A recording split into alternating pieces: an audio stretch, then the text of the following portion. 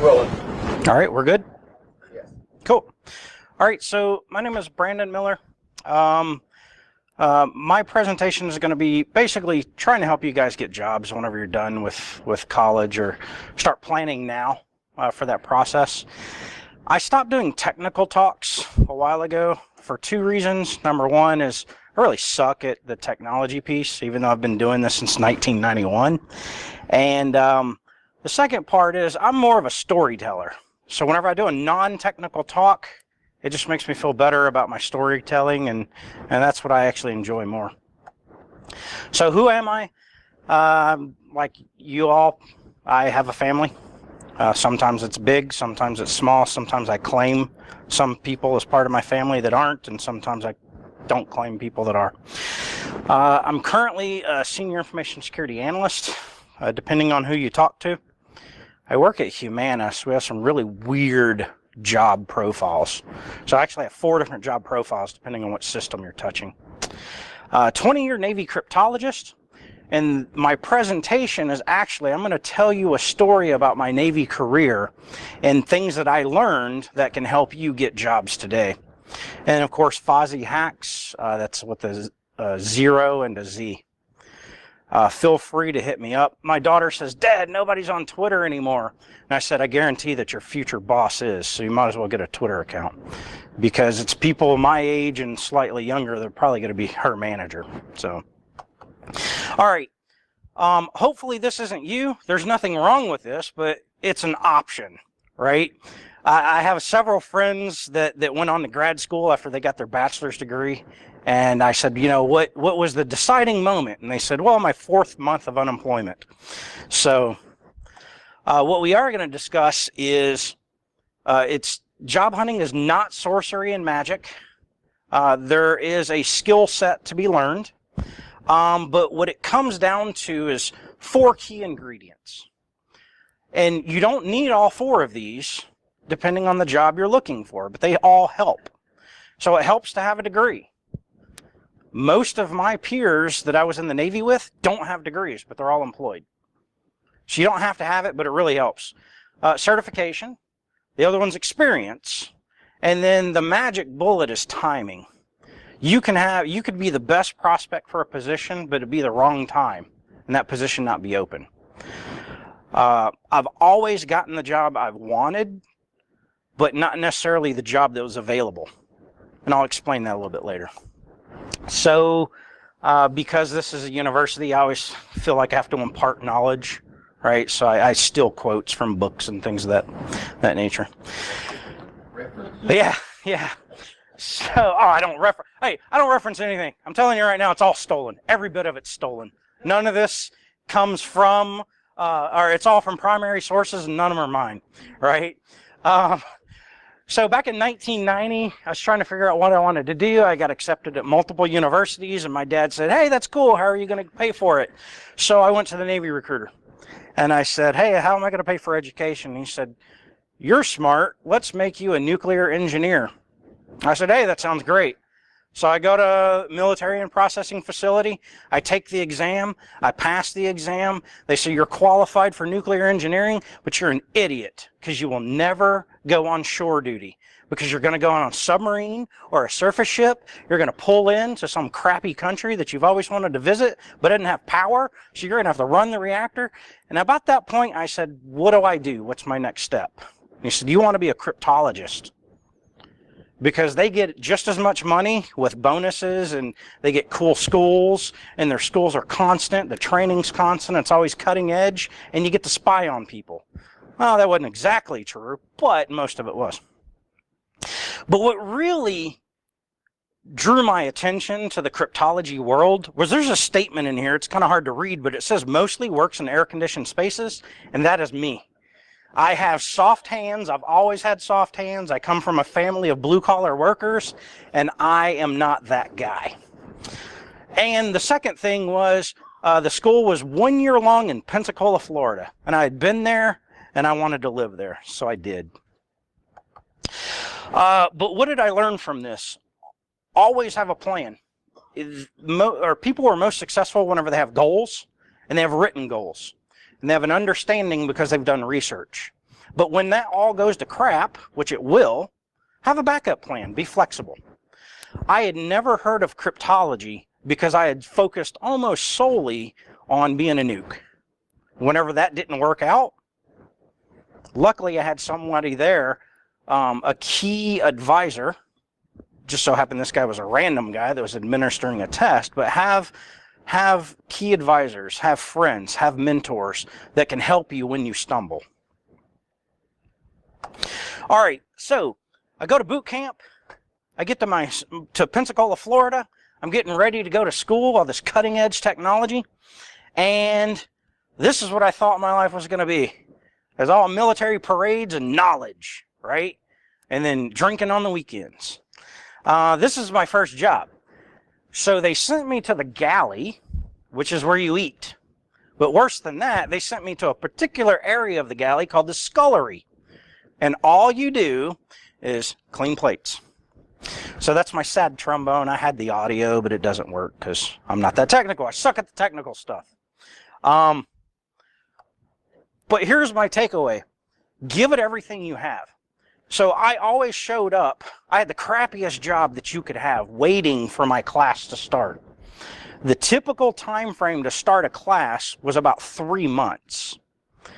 I was in class within 4 weeks, and the reason was I showed up to work on time, which to me was shocking because I was in the military, right? You had to be on time or bad things happen. You work until closing time, right? Hard work. And then you go home on time. That's what I did. I got classed up in 4 weeks. Everybody else that showed up the week that I showed up and went to the galley, it took 3 months for them to start class. So give it everything you have, right? Regardless of how menial the task is. What you will learn later on in life is some of those crappy jobs that you did in the beginning, pulling wire. I pulled thousands of feet of cable in my first job, real job in the Navy, and I didn't know later on that would help me whenever I started doing penetration tests and understanding how wires are laid under the floor, how they should be, how they exit and enter into buildings, things of that nature. Get dirty, have fun while you're doing it. So that brings me to my next school. Because I volunteered for the submarine fleet, they sent me to another school, and that's the reason I volunteered. Is I learned early, never pass up your chance for training or education, regardless of what it is. So they sent me up to Groton, Connecticut, a place that nobody knew what a CT was, cryptologic technician. This is the badge that I wore on the bottom right. Everybody thought I was the guy up in the top left, which is known as a yeoman. An administrative assistant is what a yeoman kind of is. So I show up and they say, report to the barracks because while you're waiting for your class to start, you're going to move furniture. And I was like, crap. Okay. I learned from working in the scullery to work hard and you know, good things happen. So I get there and I report in and the chief says, is that some kind of lightning, yeoman? Do you type fast? I said, I don't know. Does that mean I have to carry furniture? He goes, well, I need somebody that can type fast. So I said, you bet your butt I can type fast. I can type really fast. So they put me in the office filling out paperwork instead of moving furniture. So that brings me to Richard Branson. Fake it until you make it. Never lie to get a job, but if someone offers you a job you're not qualified for, do it. 2 things are going to happen. It's going to stretch your abilities, you learn from it. Number 2, if you do well, people will begin to know your name. So that's really helpful. Really helpful. So fake it until you make it. On a side note, there's been 2 jobs that I've actually been qualified for that I've applied to since 1990. Both jobs I hated. I was bored. I wasn't stretched. I didn't learn anything from them. So whenever I look at job positions, I don't look at the title. I look at the work that they do. And if I qualify about 75%, I apply for it. If I qualify above 80 to 90%, I just pass it on. Chances are I'm not going to grow. The next thing, learn to blow your own horn, but not in a way that's arrogant or self-fulfilling. This is me on a submarine. The bottom, the guy with the hair that's definitely out of regulations and the glasses and the porn mustache, that's me at the bottom. And then this is me at retirement 20 years later. One of the first things my first real boss told me was, the first guy that actually mentored me, always have a mentor, was start a brag book. And you got to realize this was 1992 at the time. So what a brag book was any piece of paper that the military gave me that was important, I put it in one of those little plastic holders, and I put it in my brag book. I didn't even ask why. Whenever it came for time for my first evaluation, I was like, hey, Chief, I don't know what to write. He says, of course you do, because I told you to start a brag book. So I went back to that book, I opened it up, and I started writing my self-evaluation. He ended up changing it all, but that was okay. It did help. So I still actually have, because when you're in for 20 years, you sign a lot of paperwork and get a lot of paperwork. I still have my 3 brag books that are sitting there, and it's from day 1 of my military service to the day I retired. Now a little more modern approach. Who here has a LinkedIn account? Why doesn't every hand go up? A lot of people will say, it's a business side, I'm a student, doesn't matter. Start that as your brag book. What you will find is the more you use that to capture what you've done, the more that you could use that to write resumes. When it comes to writing resumes, the number one mistake that I've learned is you don't write a resume and send it out to 200 jobs. You actually write your resume for that job. And then I actually have probably a gig and a half of resumes, my new I Love Me book or brag book, cover letters, other people's resumes. I mean, if I've ever touched it and it's something that could build my resume, I put it in this folder that I have. So I just showed you 3. This is from August, December, and February. I'm not looking for a job, but in February I updated my resume because it's a tool. You always want to sharpen those tools. Yeah. The other thing is, once you get to the point where you say, you know, my LinkedIn profile is starting to look pretty good, they have LinkedIn classes that will show you how to build your profile as a brand. So one of the funniest and saddest conversations I've had with my fellow information security professionals is, I put this out on Twitter, I don't know, a couple of years ago now, and someone responded and said, you're making it sound like I'm a number and I'm a person. You know, why am I going to be beholden to LinkedIn? And my response was I'm not beholden to being LinkedIn, but I do have a personal brand because I'm selling myself whenever I'm looking for a job. When you guys are applying for your first job out of college, chances are you're just going to do some of those things that I said don't do, like spam people. We'll talk a little more in depth later, but things to do and not do. But that's okay. Just make sure that you're growing that profile and you're starting to understand that you are selling yourself. So there's that. Questions so far? I just realized I used the picture on the next slide that tells you what it is, but anybody know this building? The Career Services building? How many people have been to this building? This side is not raising their hand for anything. Why haven't you been to this building? Anyone? So it's a building that says Career Services, and you haven't been in there to start your career process. That's, I don't know, it's kind of odd to me.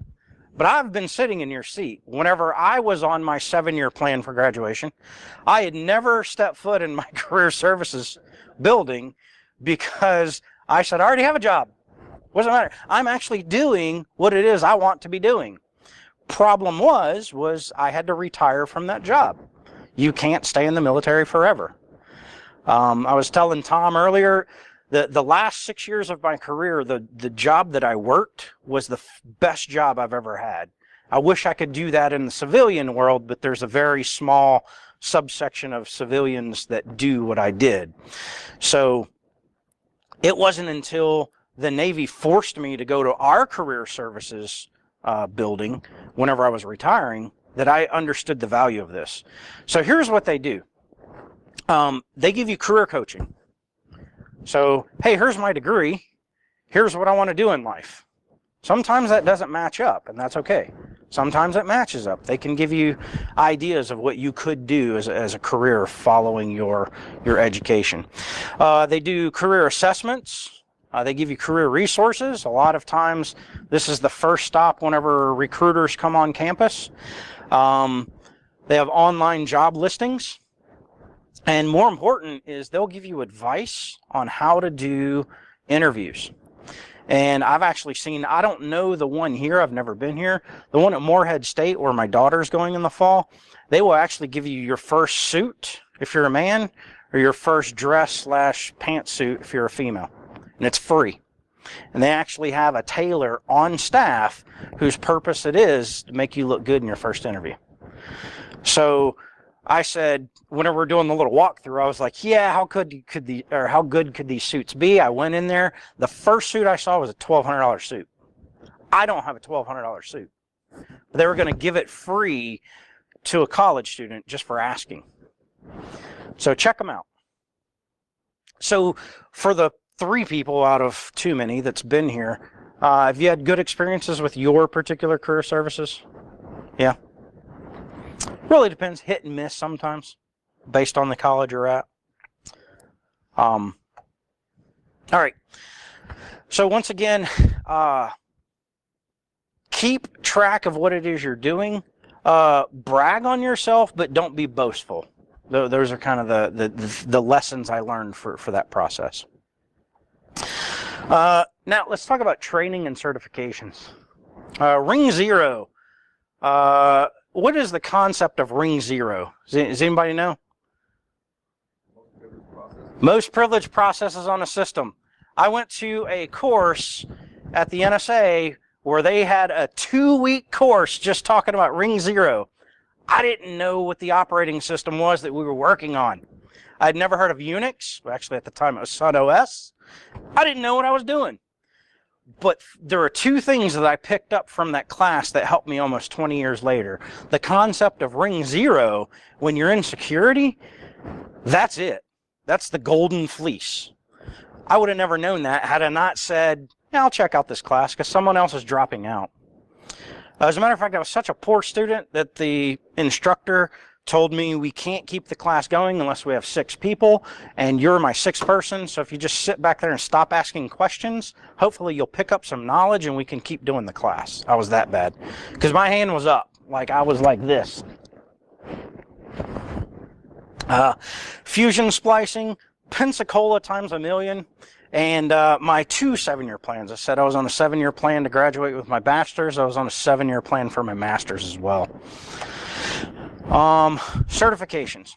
So whenever I got married, I realized that the submarine force is not the place for a married man, a young married man, because our divorce rate was about 60%.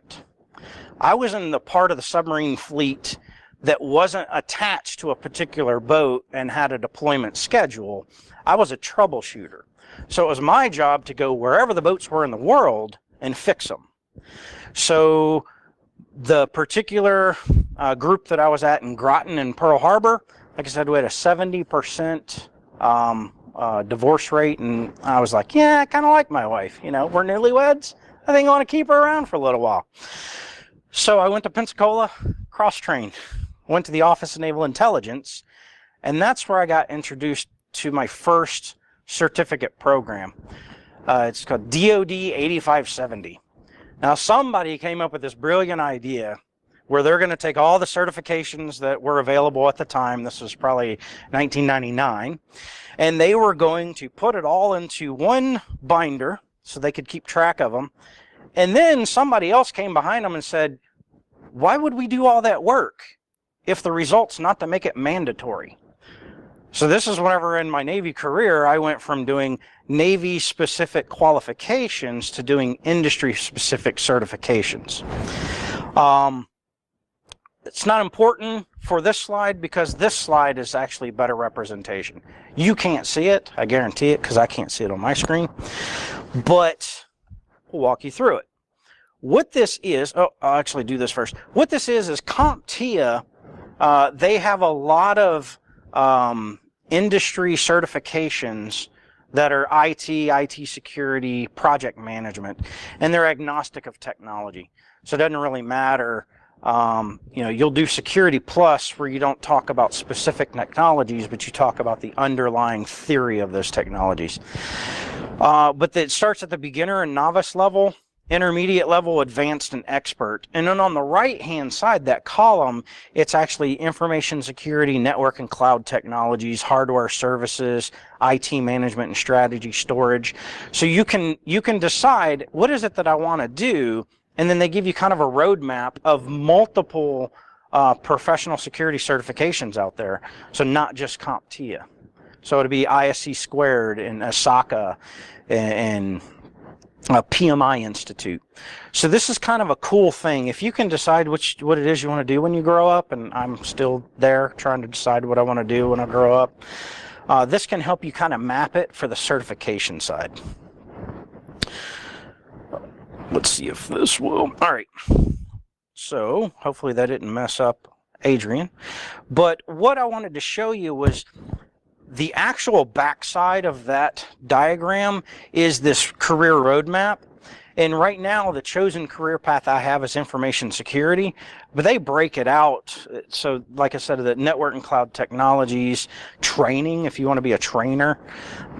But you can select on this, and it actually gives you, of course, right at the top, it's going to be the CompTIA certifications, but it actually gives you like Microsoft, Cisco, SANS. So this is a really good guide if you can say, I think I want to do this. Here's my path to get those higher level certs. Intuitively, you would think a higher level cert would bring you more money. It depends on what your background is. You got to have those other things, right? The education and mostly the experience. Some of the best people I know within information security don't have a college degree and don't have certifications. But they make more money than I do, and they're happier because they finally figured out what it is they want to do in life. So that's this website, GAIAC. I always forget about them. They have some pretty good certs. SANS has some good certs. So let me go back. So questions about the IT career roadmap? Oh, man. Let me do that. Oh, I said from the beginning. Bear with me for a moment. IT sucks.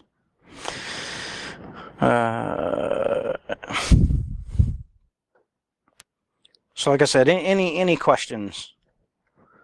So kind of a side story. I'll tell you that from here, where's my from here button? Slideshow, from current slide. Okay, I was actually at the Office of Naval Intelligence whenever September 11th happened.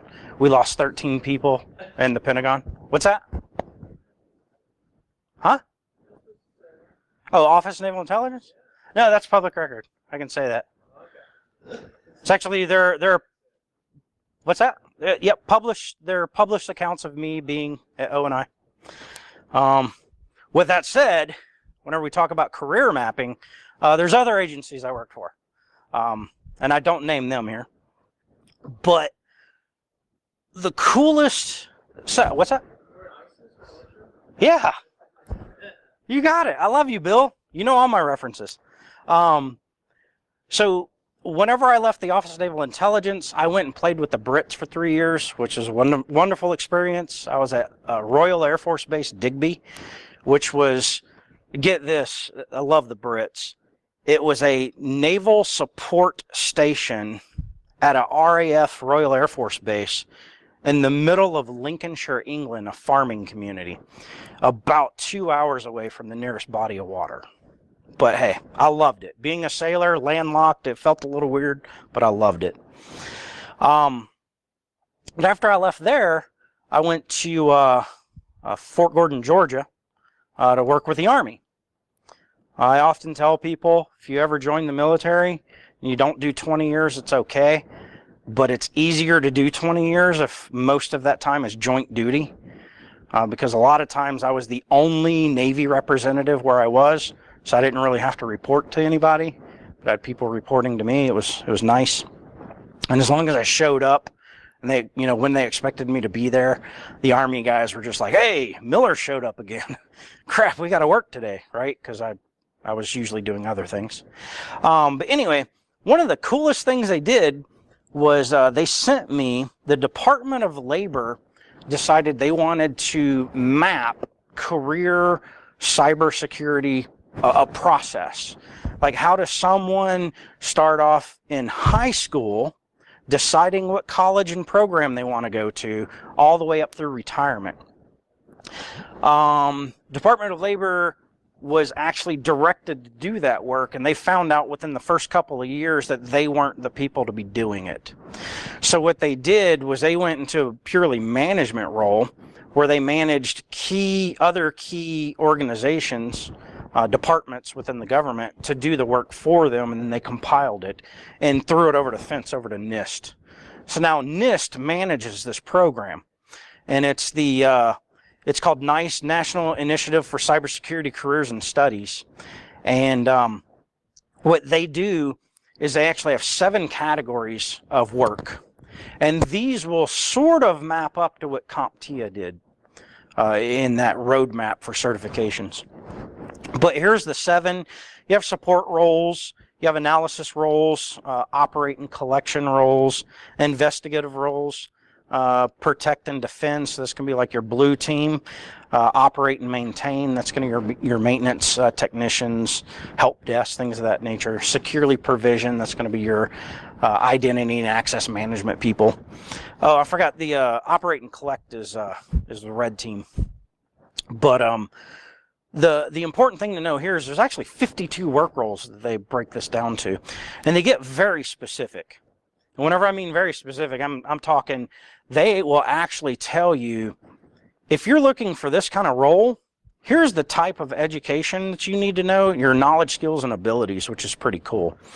So for, let's say, protect and defend, whenever you go to their website, the NICE Cybersecurity Framework website, you have, under protect and defend, if you want to be a incident responder, you click on incident response, and it will actually tell you the knowledge, the skills, and the abilities that you have to fulfill their idea of this job. Bill will tell you, I love a good government document, NIST and NICE and those things. Sometimes they can be burdensome at best. Other times you can get really good nuggets. I like this new website that they started last November. The previous website was a link to that part of the document where it explained it. Now it's more interactive. But so get familiar with this kind of website, and the reason is it will help you decide which, in real words, what you might want to be when you grow up. My job, whenever I got to Fort Gordon, I was basically the new guy. I showed up and they said, "You don't have a job assignment yet, so we want you to fly up to Fort Meade every month for a week." So the fourth week of the month, I would fly up on Monday. We would sit down and organize all of the cybersecurity roles that the Center for Cybersecurity and other agencies were responsible for, and then we would actually do that work product. I'll tell you that because Department of Labor runs this site, or sorry, NIST now runs this site, those roles for government agencies that require a clearance won't be on this website. Sometimes they will allude to them. So things like my work role was digital network exploitation analyst. You're not going to find that on this. What you'll find is they'll send you to like USA Jobs website, or they'll send you to some of the approved for civilian use work roles. I'll just say that. And those are going to be, think of this, your red team work roles that are government sponsored aren't going to be on this page. So questions about this? Like I said, this tool, if you can get to understand this tool, it will really help you pick your job for the rest of your life, maybe. Or if you want to cross-train or decide that you hate your job and you want a different job, you can get some ideas. How many, so information security professionals, raise your hand. So we have 1, 2, 3, 4, 5, 6, right? Do you know all the specific work roles that are within the information security umbrella? No. I guarantee there are jobs that are not mapped here. Exactly. Like, what's the difference between physical security pen tester and a red teamer and offensive security operator? I mean, you've got all these different names, but the cool thing about that particular site is you can kind of understand where they might fit because it's in plain language. Next, I learned to build my social network. There's not a single job that I've applied for since 2011, and I've had 4 companies I've worked for since 2011 that have applied through their application portal. Well, let me rephrase it. There's one job that I got, but they said, oh crap, we went contrary to our processes. Can you upload your resume? So I had an offer letter before I uploaded my resume. So, I mean, you could say I did use one job board. Never bypass a tool because you don't think it's cool. As like I said with my daughter earlier, whenever she said, nobody uses Twitter anymore. I'm like, I guarantee they do, because that's how I got my last 4 jobs. That's how you're going to get your job. Oh, I should probably start the slideshow again, huh? People to follow on Twitter. Another guy I love, Jimmy Vo. This guy's great. Not just because he's a good person, but he he helps manage Security Twits, which is a job board for information security, which is great. He also started the mentors program. So he has a website where if you're looking for a mentor, you can partner up with someone, which is cool. And I just like spreading his good name because he's a good guy.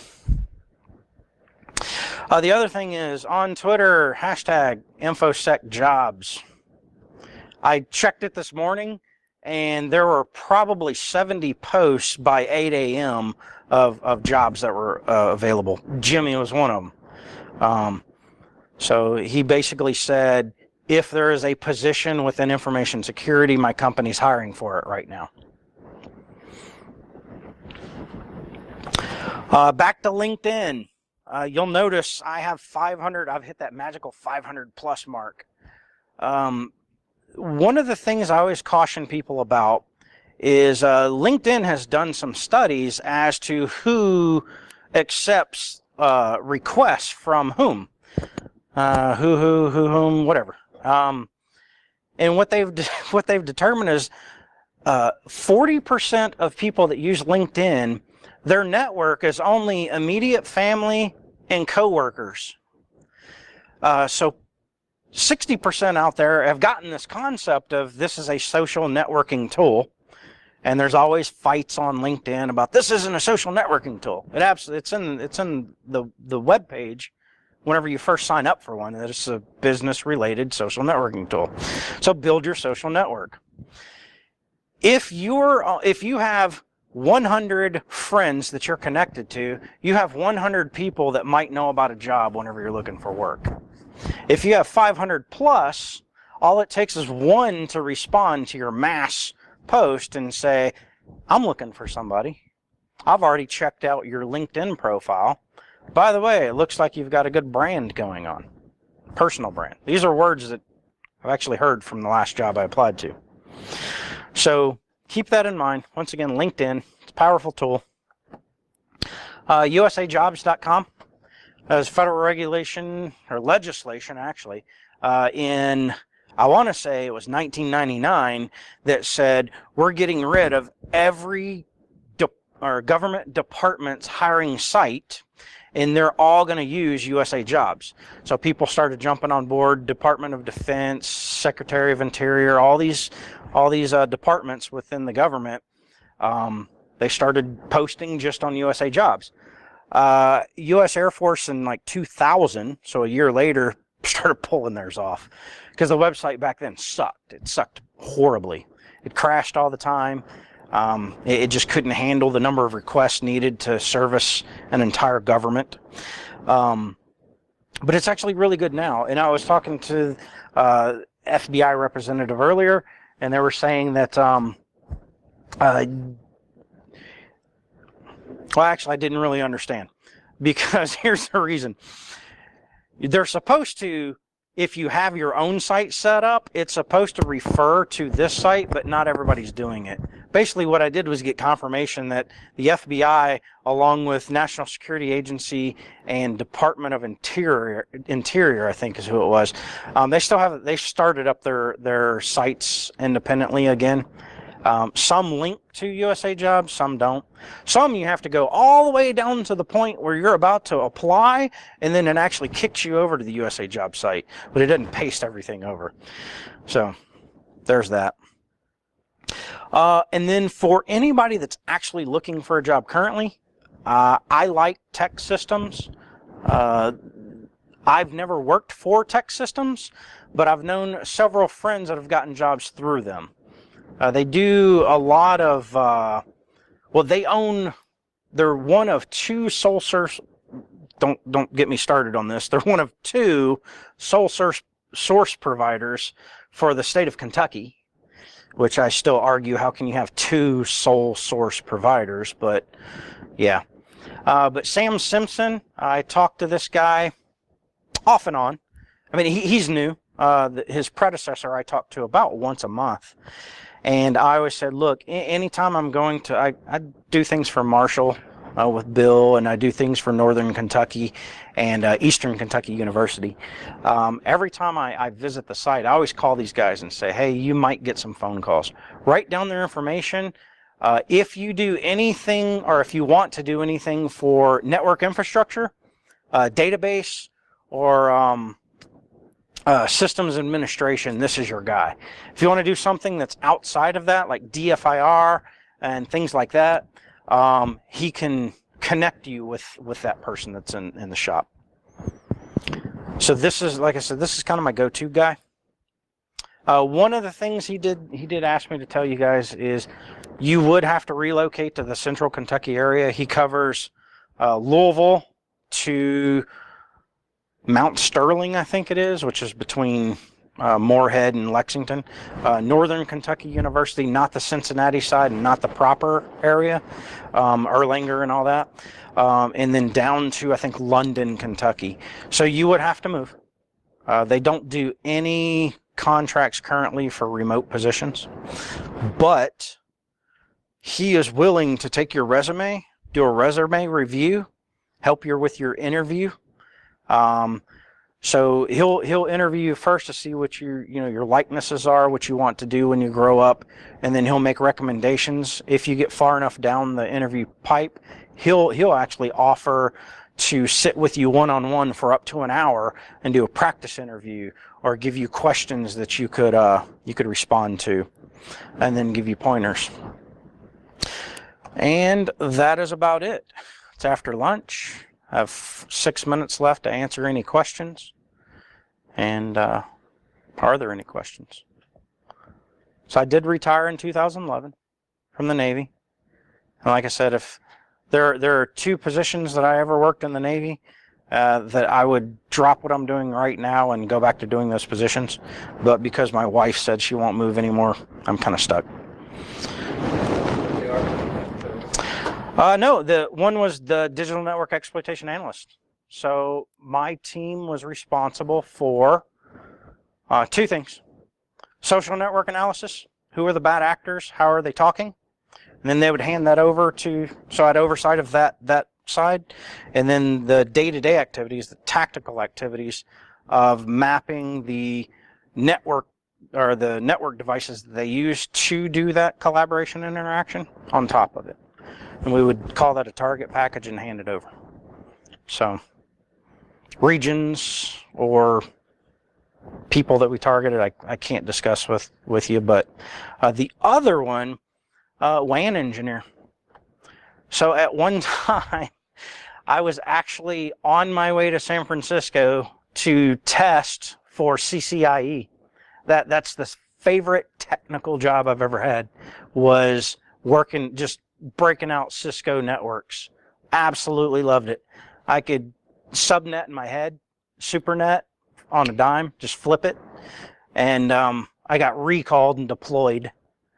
So I survived day one, and they called me and said, sorry, we don't need you to be CCIE anymore. We need you in Bahrain. So there I went. And then from that point on, I haven't touched a router since, except to break them. So, any other questions? Yes, ma'am. Okay. Advice that you give about applying for jobs that you don't necessarily have all the qualifications for, maybe 70%, 80%. Mm-hmm. That is the best advice you can give, because I actually hear it a lot when I go out to events for women in technology. A lot of women, our mentality is, if we don't fit 100% of what the requirements are, then we're not going to apply, because we don't want to set ourselves up for failure. Right. And so I really encourage you to take the advice of, even if it's only 10% that you would qualify for, still put your name out there, because if you represent yourself well, the good branding, a good interview, or you look well on paper, they're going to find another job for you within if they can. Yeah. And I mean, even for myself, I'm not really looking to move. I don't want to move right now. But if someone recommended that I put in for a job to move to Copenhagen, I'm like, it's a counterterrorism job. I have no counterterrorism experience. I still put in for it. Yeah, absolutely. You know, I mean, it's one of those things you still put in for it, even if you really aren't quite sure if it's the one you want, because who knows? Yep. A friend of mine, she graduated, I want to say 5 years ago. She has a PhD in like geopolitics or something like that. I mean, something that, who cares, right? But she actually got hired on to Microsoft, and she's doing data analysis. And I was like, how that doesn't even apply. And what she explained was, she was actually interviewing for another position within Microsoft, within the legal and compliance area. During that interview, someone actually started talking to her about her PhD dissertation, and they were so enamored by her data or her skills with data manipulation that they said, you know what? We're not going to hire you, but we think we know somebody that would hire you. So she's doing data analysis right now, and she hates it, but it pays well, pays all of her student debt. So she's going to stick with it for a while. I probably should not have said that, because I think that's a very narrow scope. Well, nobody from Microsoft is going to watch this. I was going to say very narrow scope. I'm probably sure she's one of one that has that degree, but oh well. Sorry if you get fired. It's Adrian's fault for recording it. Any other questions? Any other questions? Cool. Hey, if you want to do some language and you're applying for a job that's doing another language, they could say, you know what, you're close enough. Every other applicant we spoke to was an idiot and couldn't understand simple things. So you could be that person. There you go. There you go. Good friend of mine in the Navy was so good at Arabic that we sent him back to school for Farsi. So he was one of like 100 Farsi Arabic linguists. And we asked him, because he was going to get out, and we asked him what would it take to keep you, and he said, I want to do Hebrew. And we're like, man, we don't teach Hebrew anymore. So they ended up, just to keep him, they sent him to Middlebury, Connecticut, to college there to learn Hebrew.